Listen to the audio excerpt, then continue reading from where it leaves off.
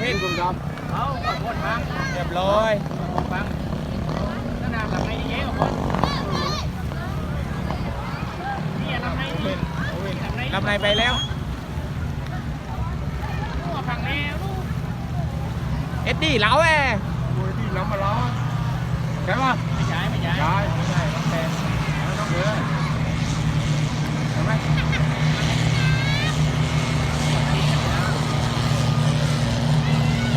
ยิงเอาหมดเลยเหรอเหมือนเสือทอง12 13